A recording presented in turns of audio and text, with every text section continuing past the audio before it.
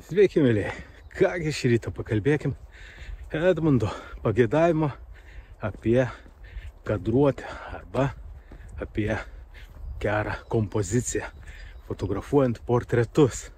Aišku, tuo tarpu reiktų nepamiršti, paspaus laikus, būtinai paspaus prenumeruoti, paspaus skambutį, būtinai pakomentuoti po keletą žodelių, minimum 3-4. Aišku, užduoti naujų temų, kaip tai padarė Edmundas. Ir mes galim žygiuoti į priekį.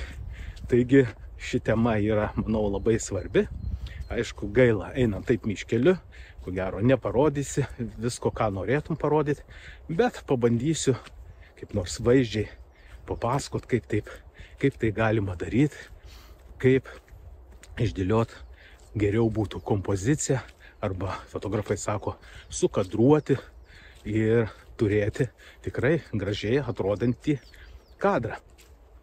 Tai štai, visų pirmiausia, mano patarimas tai yra toks, kad jeigu nori įprasti gerai kadruoti, tai yra sudėlioti kompoziciją, yra labai svarbu peržvelgti tikrai ne vieną tuziną nuotraukų iš kitų fotografų, žymių fotografų ir žiūrėti, kaip jie fotografuoja portretus ir kaip tas portretas įkomponuotas, galima sakyti, rėmelėje. Štai taip. Ir kada tu tai žiūri, tau lengviau yra įsiminti. Ir jūs pamatysit, kaip galima naudoti vienintelę, ko gero pačią paprasčiausią taisyklę, tai 3/4 taisyklė, kurioje galima portretą dėlioti visose kadro pusėse. Ir labai tai priklauso nuo portreto žvilgsnių. Ar portretas stovi kaip dokumentinė nuotrauko nufotografuotas portretas iki krūtinės nuo galvos, ar jisai matosi stambių planų, bendrų planų, vidutinių planų. Ir nuo to labai priklauso, kaip jūs dabar jį išdėliosit. Ką reikėtų atsiminti? Tai atsiminti būtent fotografuojimo žmogaus arba portreto žvilgsnį. Jeigu mes darom dokumentinę nuotrauką ir priklausomai kokiam dokumentui reikia, gal dabar kiek mažiau, arba dabar daugmaž visi dokumento tas mastelis toks yra nuotraukoje, tai yra vienoks, o jeigu tiesiog paimtumėt nuotrauko portretą, kuris stovi vos ne prie sienos, tiesiai žiūri į fotoaparatą, jūs galit puikiai dėlioti ir žiūrėti, kiek jūs norit. Tai yra tokie būdai, kai fotografuoji žmogų bendru planu. Tai reiškia visų ūgių.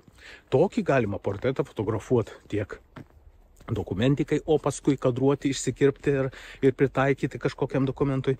Tiek galima fotografuoti jį kažkur tai gamtoj, kaip fotosesija. Tai tą reikia mums atsiminti. Kai bendru planu fotografuojam galbūt ne vieną žmogų, kelis. Bendru planu tai reiškia, kad visų ūgių pastatyti žmonės ir jūs juos fotografuojat. Vidutinis planas tai kaip būtų šiek tiek matosi žemiau užpakaliuko. Nuo galvos ir žemiau užpakaliuko.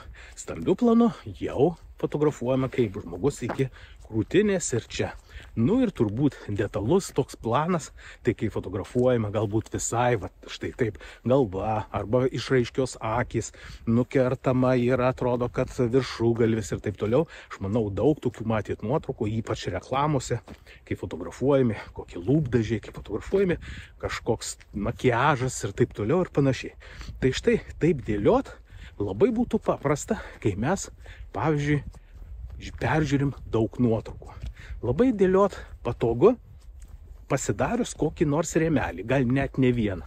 Ir ant to rėmelio pasidaryt būtent 3/4, tai su siūlais sudėliot tokius rėmelius. Juos galima įsijungti fotografuojant. Beveik visuose aparatuose, man atrodo, yra įsijungti ir yra toks, vadinasi, grid. Tai ir mobiliuose, ir fotoaparatuose gali įsijungti ir tu ekrane jau matysi iš karto padalintą nuotrauką į 3 dalis. Tai labai padeda. Padeda ne tik, kad jum kompoziciją sudėliot kadre, bet, pavyzdžiui, pagal tas linijas mes galim matyti ir horizontą, kada galbūt tu netyčia kažkaip pasukęs aparatą ir fotografuoji kreivai. Nufotografaus, tu matai, kad jūra kažkaip tai skersai stovi, ar ne? Tai kaip kokia upė, lyg tekėtų žemyn. Arba tuo pačiu galima padaryti, kad žmogus atrodytų, kad lipa į kalną. Jeigu mes šiek tiek pakreipsim ir žmogus eina, atrodo, kad lipa į kalną. Tai štai to pagalba mes galime padaryti tam tikrus efektus. Bet įsijungus šitą grid, jums tikrai jau gali padėti dėlioti kompoziciją be fotografuojant.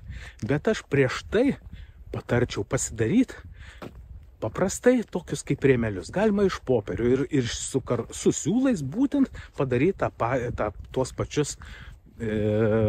tas pačias linijas, gridą.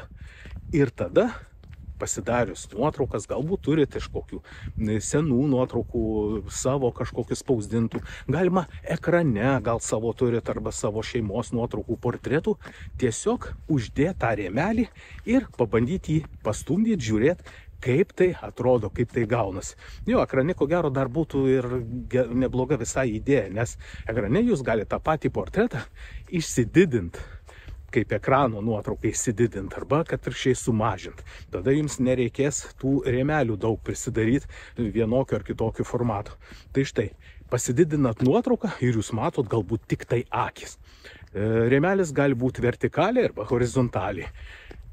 Pažiūrėję į nuotrauką kitą, kai matom, kad portreto žvilgsnis kažkur nukreiptas šiek tiek į šoną, jau jūs suprantat, kad erdvės žvilgsnių turi būti visą laiką daugiau.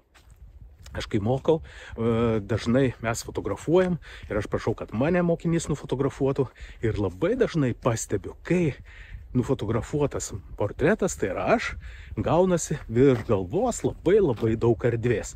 Tai štai, kad to nebūtų, mes galim tas linijas, kur padalinta nuotrauka į 3 dalis, 3 ketvirčių, tai antra linija, kad eitų žmogui per akis, tai stambesniu planu, ir mes tada gaunam, kad to viršaus tos erdvės nebūna tiek daug.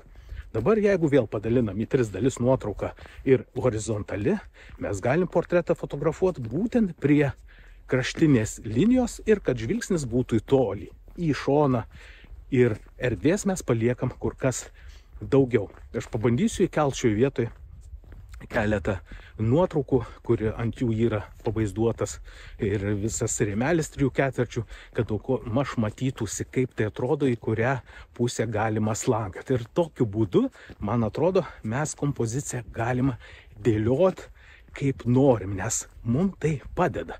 Mes matome ekrane, uždedam tą rėmelį ant ekrano, didinam nuotrauką kiek mes norim ir bandom horizontaliai, vertikaliai, pasirinkdami skirtingų nuotraukų, kad nebūtų tik tai kaip dokumentinė nuotrauka ir portretas žiūri tiesiai į objektyvą, bet kad pasirinkti netgi visų ūgių, tai bendru planu sėdi pliaže, sėdi kažkur tai ant kokio suoliuko, tada žiūri dėliodamas, ar nenukerti tu kur nors per alkūnės, per riešus, ar nenukerti kojų galūnių kažkur ir panašiai.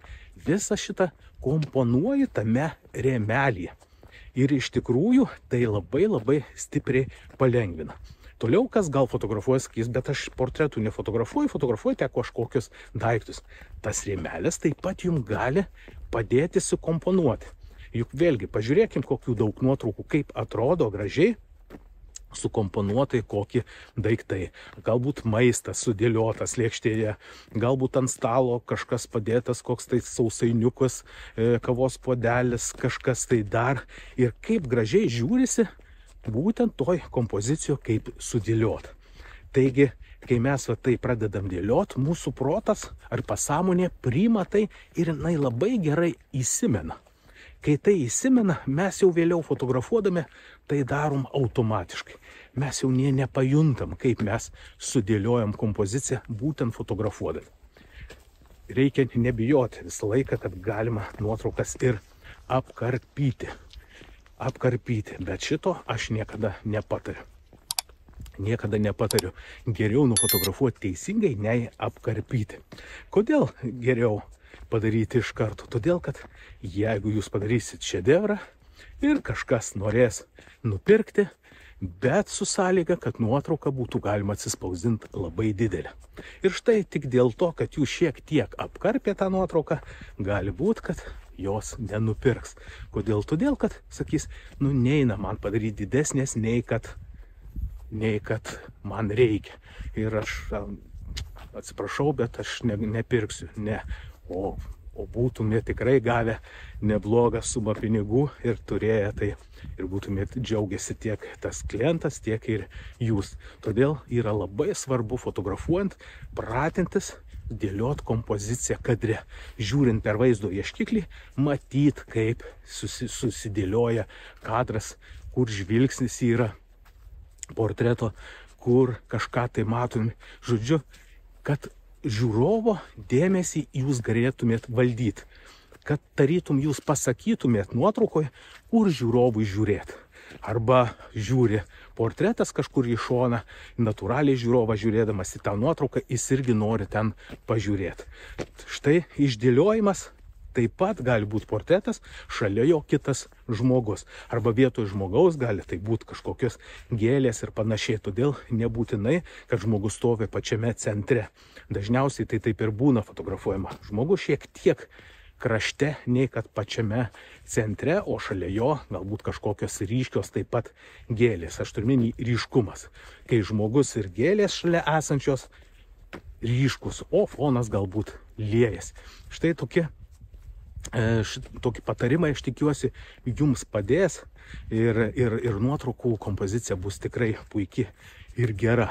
Tikiuosi, kad jūs supratot, ką aš norėjau pasakyti, todėl lauksiu daugiau kažkokiu tai pasiūlymų, lauksiu daugiau jūsų temų, kad galima būtų pakalbėti jomis. Na, o kas nori mokytis, tai jau žino, turbūt ne kartą kalbėjau, kad pas mane galima mokytis 2 būdais. Tai savarankiškai ir individualiai. Savarankiškai mokytis galit būtent patys, nes yra 10 temų. Įsivaizduojat, net 10 temų, kurias jūs galite įsigiję, mokytis pats, būdamas kur norit, kada norit ir kiek norit. Tai yra neribojama, jūs visą laiką galite pasikartoti, visą laiką galite įsijungti ir pasižiūrėti vis iš naujo ir iš naujo. Tai tikrai puikus būdas mokytis, ypač pradedantiesiems, kurie nori jau susigaudyti, įsigijus fotoaparatą, kad jau pradėtumėt neblogai gerai fotografuoti. Visą laiką galima konsultuotis pas mane, tai yra nauja paslauga, kurią jūs galit užsisakyti poros valandėlių, kad nustatytume jūsų fotoaparatą taip, kaip reikia, ir keletą pradžiai patarimų, kaip pradėti fotografuoti. Tai irgi puikus būdas kažką sužinoti greitai. Ir antras būdas mokytis, kuris labai populiarus yra, tai individualūs fotografijos mokymai, kai mes mokomės tik tai tu ir aš. Visi profesionalūs patarimai tau. Viskas, tiek, kas yra daugiau kaip 30 metų mano galvoj, perduodama tau. Viso 12 akademinių valandų mes mokomės kartu, kad tu galėtum išmokęs eiti, fotografuoti. Galbūt eiti ir uždirbti papildomas pajamas arba padaryti savo pagrindiniu darbu fotografiją. Tai tokie dalykai, kai mes mokomės individualiai, tai visai pakylam į kitą lygį, kad tikrai suprastum ir išmoktum būtent fotografuoti. Taigi, mylėjai, pabaigai, tai yra tiesa, nuorodos yra po šiuo video, būtinai pasižiūrėk, tiek savarankiškų, tiek individualių fotografijos kursai. Na ir pabaigai, aišku, paprašysiu, kad vėl nepamirštumėt laiką paspausti, būtinai prenumeruot, būtinai paspaust skambutį, kad nepraleiskit tų video, užduokit naujų temų, pakomentuokit.